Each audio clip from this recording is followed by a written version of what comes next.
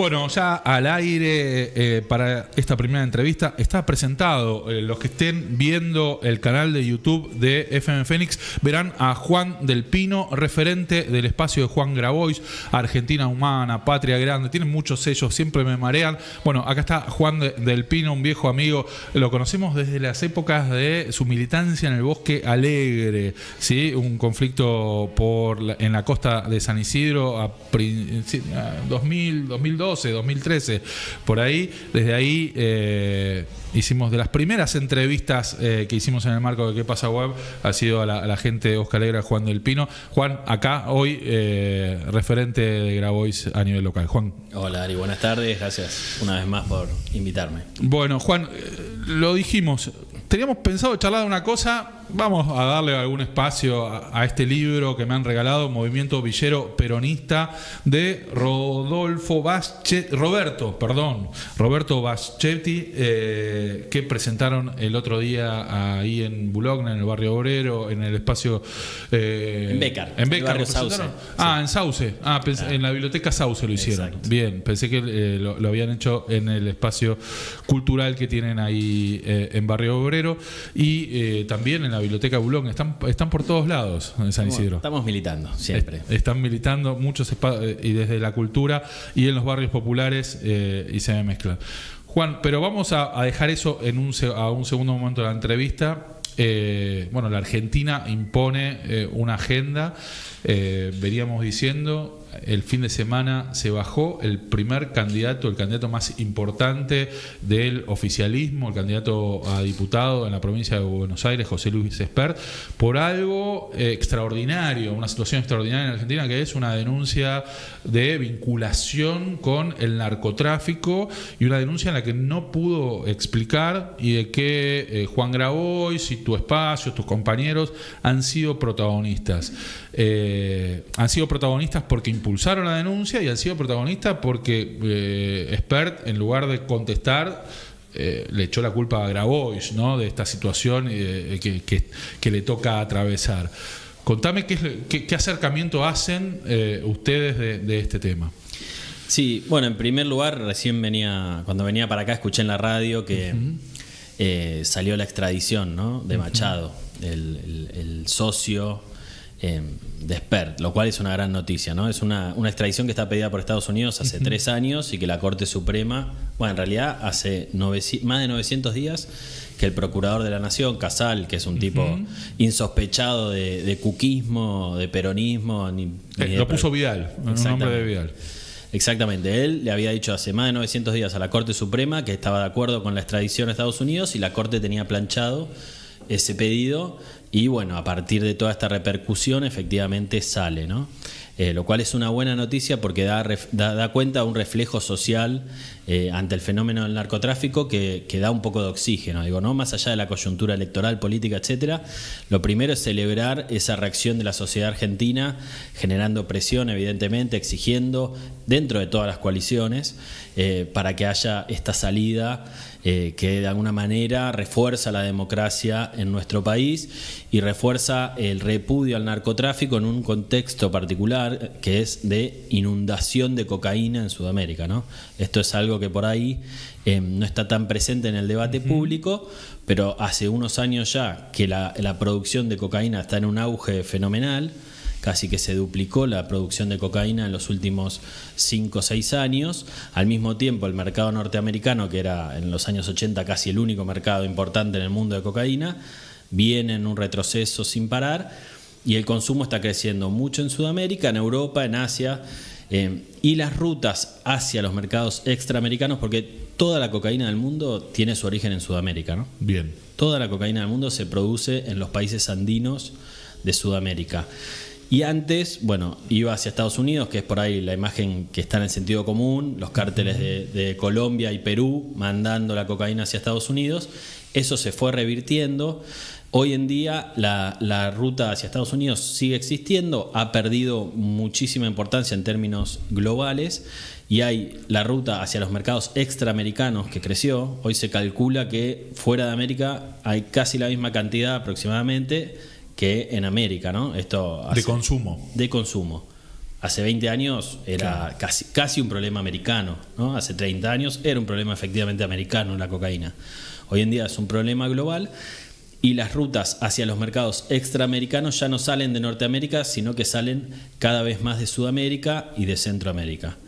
Esto, bueno, se analiza obviamente al ser un mercado clandestino de distintas formas, ¿no? La principal es a partir de las incautaciones de cocaína que existen, pero también se hacen encuestas en muchos países, sobre todo en Europa viene habiendo un trabajo muy sistemático porque están preocupados por esta situación, ¿no? Allá hay un auge del consumo y también de estudios de aguas residuales, etcétera, ¿no?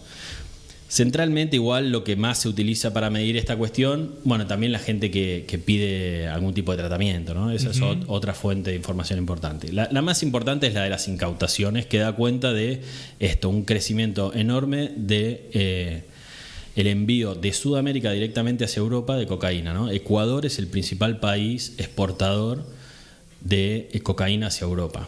Bien. Casi un tercio o más de un tercio de la cocaína incautada en Europa en los últimos 5 años salió de Ecuador. Y eso va de la mano de que Ecuador se convirtió de un país relativamente pacífico en el país con la tasa de homicidios más alta del mundo en el primer semestre de este año.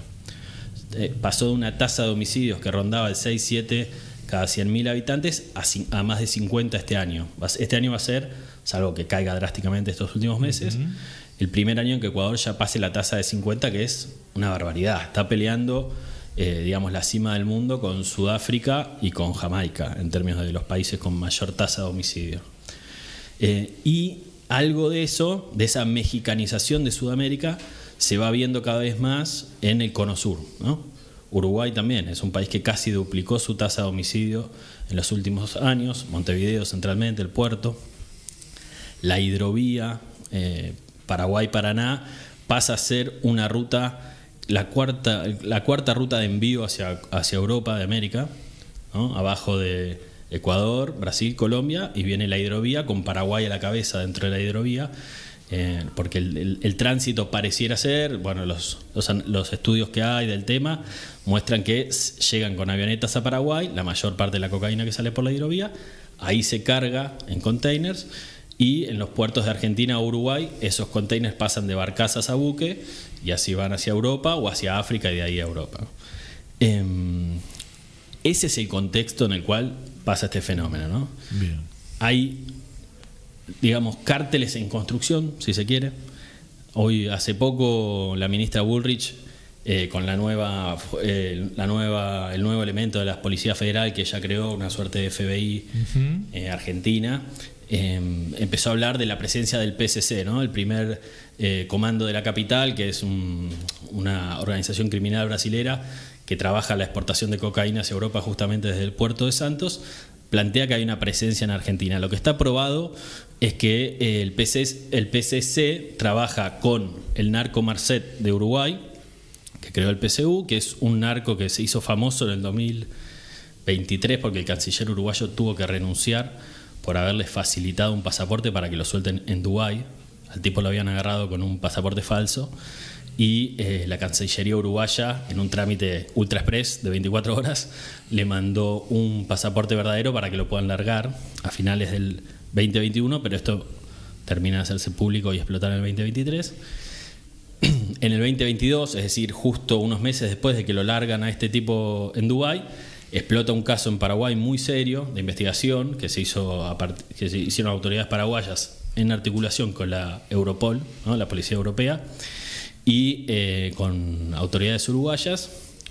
Hicieron una investigación, hicieron más de 100 allanamientos, incautaron bienes por más de $100 millones. Bueno, están las fotos en internet, se puede ver. Y unos meses, ahí salta la vinculación entre lo que se llama el Clan Infran de Paraguay y el primer cártel uruguayo, que es el PCU, entre ellos dos haciendo esta ruta de cocaína, ¿no? Que antes la hacían con la marihuana, que se cultivaba en Paraguay. La marihuana hoy en día se cultiva mucho en los lugares de consumo, ¿no? Esto de que se ha democratizado, entre comillas, la producción de marihuana. Bueno, se ve que esa inteligencia se puso al servicio del tráfico de cocaína en este último tiempo y una articulación con el PCC brasilero, ¿no? Entonces se está construyendo una suerte de nuevo tipo de cártel en la hidrovía, en el cono sur de América. Ese es el riesgo al cual nos enfrentamos. Estas tendencias de consumo están en pleno desarrollo, ¿no? En Europa el consumo sigue en crecimiento, se va extendiendo hacia Europa del Este, hacia Asia, y la producción de cocaína también viene en aumento, por lo cual este fenómeno se está desarrollando, no es que alcanzó su auge. Entonces, frente a eso hay que tener una respuesta como país. Obviamente como región deberíamos, ¿no? Sudamericana debería debatir qué hacemos con este quilombo, cómo hacemos para que Colombia, Perú y Bolivia, que son los países que producen planta de coca, puedan transitar hacia otras economías regionales, sobre todo Colombia y Perú, que tienen las mayores producciones, Colombia a la cabeza. Colombia produce aproximadamente, no sé si no me quiero equivocar, pero 2/3 del total.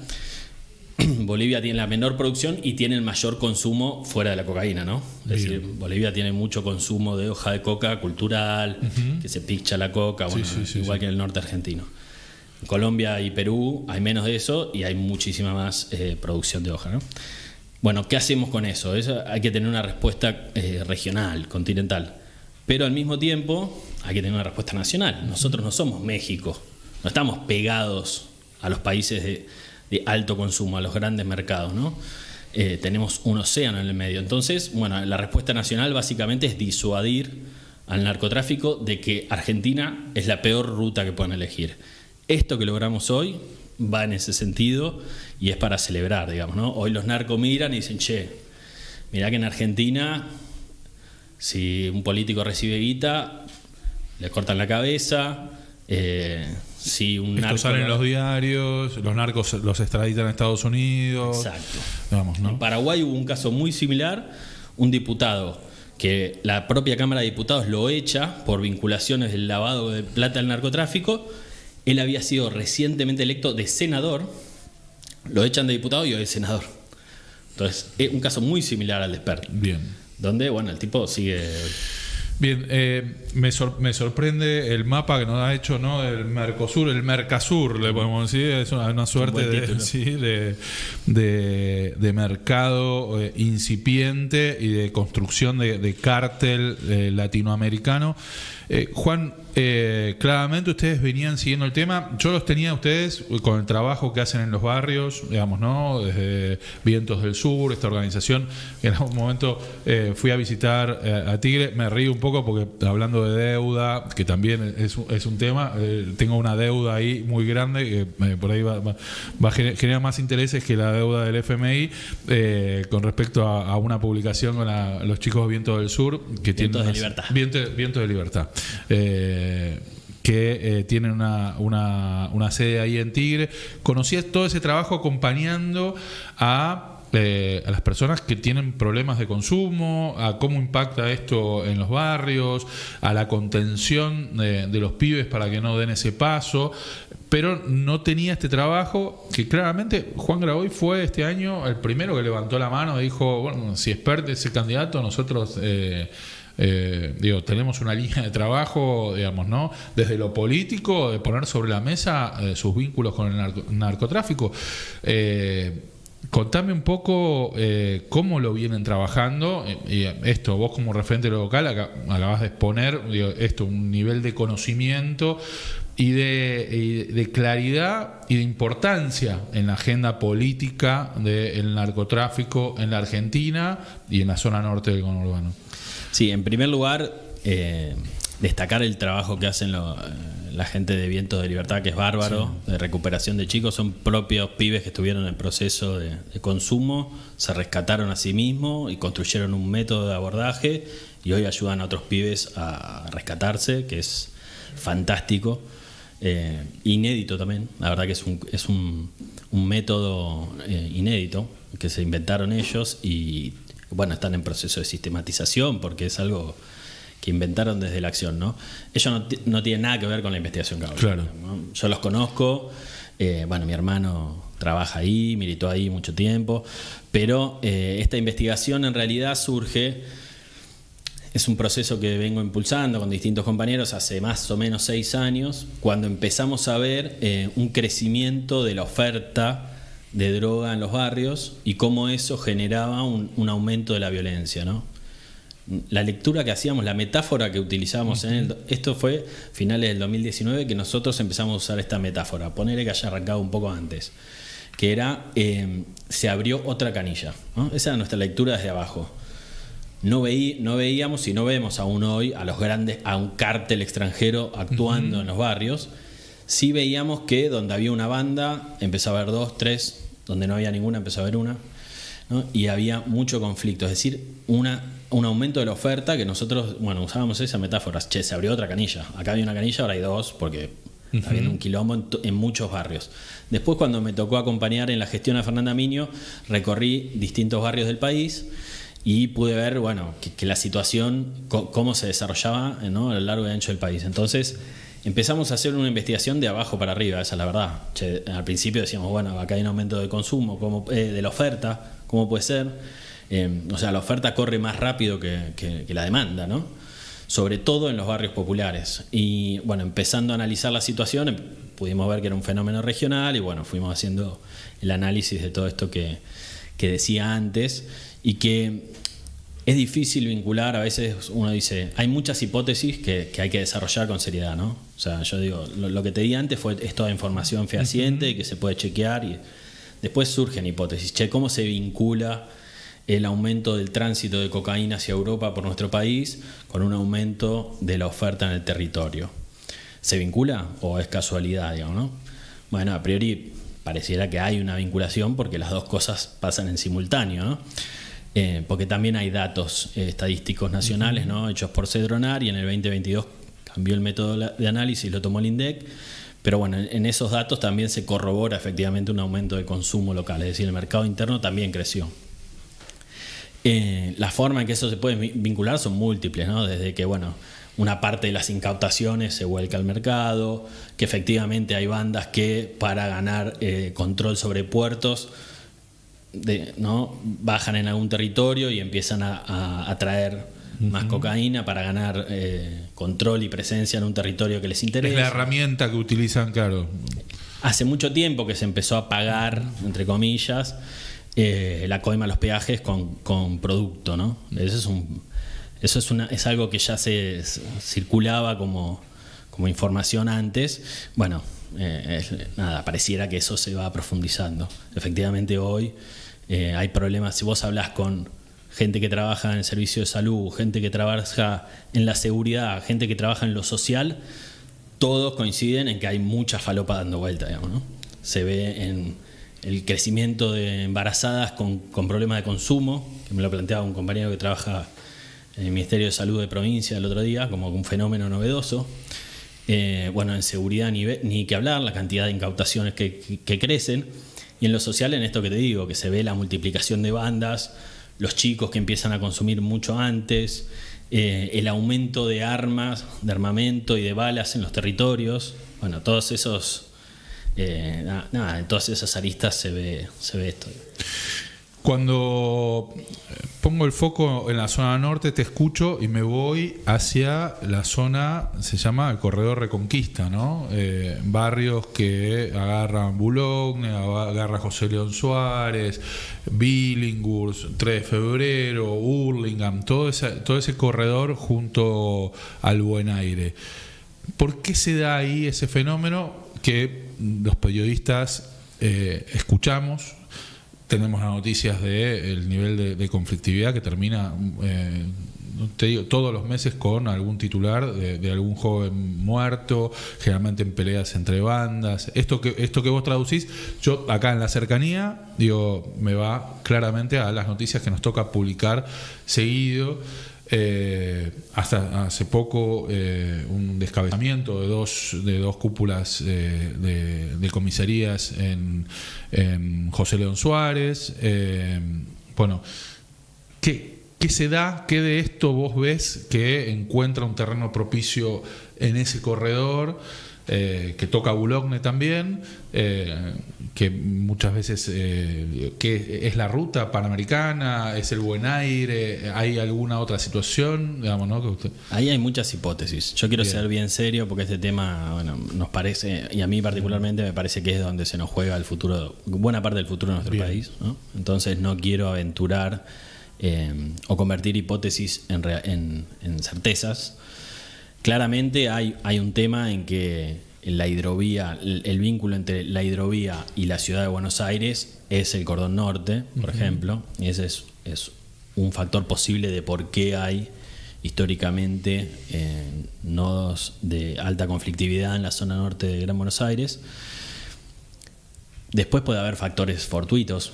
De que Vos decís, entre Rosario y Capital está la zona norte. Digamos, ni ¿no? siquiera entre Rosario, entre Escobar y Capital, digamos, Escobar y que en Capital. Escobar la ruta llega hasta el Paraná. El último lugar donde la ruta terrestre llega al río Paraná es Escobar. Bueno, Bien. entre Escobar y la Capital puede ser una razón de ser esta que te digo, ¿no? Esta cuestión más geográfica. Después puede haber cuestiones más fortuitas, de que, no sé, encontraron cabida en un territorio porque había Alguna zona permeabilidad de liberada. autoridades Exacto. policiales y... Viste, puede haber múltiples factores. Lo que sí está claro, y yo coincido, es que hay algo en el cordón norte de Gran Buenos Aires y que habría que atenderlo con mayor seriedad. Al mismo tiempo, para mí la cuestión central es la del tráfico, la del tráfico global, digo, ¿no? Porque es donde uno define con quién te querés pelear, digamos, ¿no? Un problema de narcotráfico y violencia narco vinculada al consumo interno tienen prácticamente todos los países del mundo. No sé, tal vez Cuba no, pero digo, o Corea del Norte, digamos, países con un alto control del territorio, pero en general eso es parte de la vida en el capitalismo y en la democracia, digamos, ¿no? Ahora, si vos sos un país de alto tránsito, en vez de pelear con un peso pluma, pasás a boxear con un peso pesado, ¿no? Entonces, para mí, la principal política que habría que desarrollar como un consenso nacional es una fuerte política anticontrabando para decir, che, vamos a pelear con un peso pluma, no peleemos con el más grandote, ¿no? Argentina no está condenada a ser un país de tránsito, insisto con esto. Por nuestra ubicación en el globo, no es una condena que tenga que pasar por acá una gran cantidad de cocaína, más allá de que se genere en Sudamérica. Es clarísimo. Entonces ahí hay que darse una política de disuasión para que no pasen la droga por nuestro país, y eso, yo digo, más que generar una suerte de FBI, que bueno, no sé, por ahí está bien y suma, lo que hay que hacer es una fuerte política en contra del contrabando. Obviamente hay intereses en que eso no se realice, no solamente de los narcotraficantes, sino de muchos otros tipos de contrabando, de granos, de personas, de lo que sea, ¿no? Pero bueno, la verdad es que si no nos damos una política fuerte en este sentido, corremos el riesgo de una mexicanización de Argentina, que una muestra es la que vimos en el triple femicidio del otro día, horroroso, de tortura despiadada y filmación de 3 chicas de entre 15 y 20 años. Bueno, digamos, ese es lo que queremos para nuestro país. Y después, ¿por qué en los barrios populares? Bueno, yo creo que ahí, en esto de un aumento de la oferta y donde uno puede volcar, ¿no? Me imagino, vos sos una estructura estatal o paraestatal que se queda con una porción de esta torta de cocaína que pasa por nuestro país y la tenés que ubicar en algún lugar, y bueno, vas a ir a donde hay clandestinidad, que es en los barrios populares, digamos, ¿no? Si pudieran llevarla a Palermo y venderla en la esquina en Palermo, lo harían porque seguro la venden más cara, pero bueno, ahí no podés vender cocaína en una esquina. En cambio, en nuestros barrios populares lamentablemente sí, y por eso son víctimas de esta situación, digo. Esto que aparece con Expert, digamos, ¿no? Uno lo lo escucha en países de Latinoamérica. Ha habido situaciones en algunas provincias del interior, intendentes detenidos, ¿no? Pero parece hoy una excepción, por lo menos desde el periodismo, ¿no? Después uno escucha rumores o acusaciones que no termina, uno no tiene elementos para saber cuánto es parte del barro de la política, que se tiran con cualquier cosa, o cuánto hay algo atrás. Es más, esto de Expert, nos pasaba lo mismo, hasta que aparecieron algunas pruebas sobre la mesa y hasta que apareció la incapacidad del mismo expert y del espacio de poder dar alguna respuesta básica a lo que se estaba preguntando. Bueno, era parte de una política que se tira con todo y uno no tiene muchos elementos para ir más allá. ¿Hoy es un problema la vinculación de la política con el narco? ¿Ustedes, como actores políticos, lo están viendo que empieza... ¿tienen elementos o son hipótesis o es olfato en el financiamiento de campañas, en distintas acciones? Dos cosas veo. Una es la política del gobierno, ¿no? Tenemos un gobierno que impulsa, que primero un presidente que enarbola como héroes a los contrabandistas, en este contexto que describíamos, ¿no? Que dice, Al Capone es un héroe, porque contrabandeaba. Okay. El que evade al Estado, ¿no? En esta lógica de... También a los que evaden, claro, pero explícitamente a los que contrabandean, sí. ¿No? Un héroe, ok. Al mismo tiempo que promueve blanqueos, que pone la gendarmería a pegarle a los viejos en vez de que estén en la frontera. Bueno, eso genera un manto de sospecha que uno puede decir, hay una hipótesis de vinculación a otra escala, ¿no? Inédita en nuestro país. Probablemente vinculación hubo siempre y va a haber siempre, ¿no? Pero hablamos de escalas. Y después, esta era la otra. Otro elemento que hace sospechar que hay una fuerte vinculación es cuando vos ves una película, una serie de narco, y agarran y ponen preso a uno de segunda línea, ¿no? Y lo tienen ahí detenido y va a declarar. ¿Quién cae a defenderlo? Claro, la red de abogados, ¿no? El abogado de la mafia, ¿no? Entonces, acá tenemos a Oneto, que es abogado de Esper, abogado de Machado y abogado de Milei. Bueno, entonces ahí... Fue candidato a vicegobernador. Fue candidato a vicegobernador de La Libertad Avanza. Bueno, esos elementos hacen sospechar que estamos posiblemente ante una vinculación de un grado que nunca existió en nuestro país, que sí ha existido en otros países, ¿no? Por eso para nosotros esto que pasó en estos días es muy importante y hay que seguir tirando de la piola, digamos, ¿no? Hay que seguir tirando de la piola, hay que animarse, hay que hacerlo público. Si esto se hace de sotoboche, es muy peligroso. Es riesgoso para los que están investigando. Es riesgoso. ¿No? Nosotros no vamos a hacer el trabajo de policía. Yo particularmente no es que voy a ir a investigar a ver quién es el que está pasando la droga a tal lugar, tal lugar. Eso es trabajo de la justicia, trabajo de la policía y trabajo de abogados con mucha espalda por ahí. Pero sí por lo menos hacer una caracterización general de lo que está pasando. Por eso te decía, para mí lo más importante es luchar contra el contrabando, ¿no? Esa es una decisión política, no es una decisión de la justicia. Si vamos a tener una Argentina hostil al contrabando de cocaína, es una decisión que tiene que tomar la política. Entonces no se trata acá de judicializar la política, sino por el contrario de politizar la cuestión del narcotráfico y promover acciones en respuesta. Juan, ha sido un gusto, ¿no? Me parece que teníamos agendado encontrarnos por otro tema y nos has ilustrado. Ha sido muy pertinente tu visita acá para llevar, este episodio Expert a un nivel de reflexión y de atención distinto. Y salir de la anécdota de La Libertad Avanza perdió un candidato, no hemos hablado de si va a ser Santilli, no, de la reimpresión de las boletas. Son temas importantes, sí, son temas importantes, pero están en una escala mucho menor a lo que hablamos hoy con Juan. Juan salió varias veces del tema de los barrios, ¿no?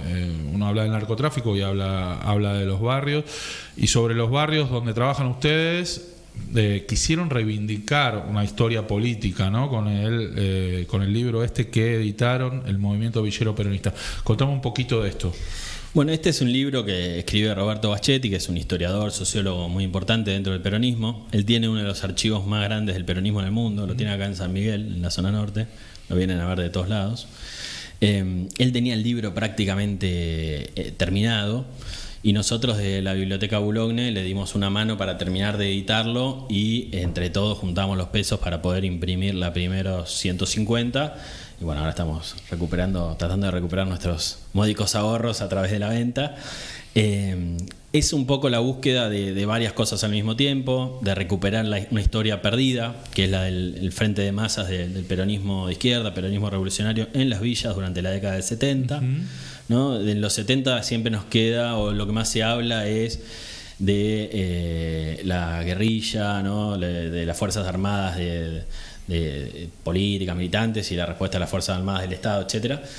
La verdad es que dentro de las organizaciones del peronismo de izquierda y las organizaciones en general políticas, la cuestión armada era una cuestión menor y de poco desarrollo. No es que en Argentina tuvimos guerrillas políticas fuertes, claro, gigantes, ¿no?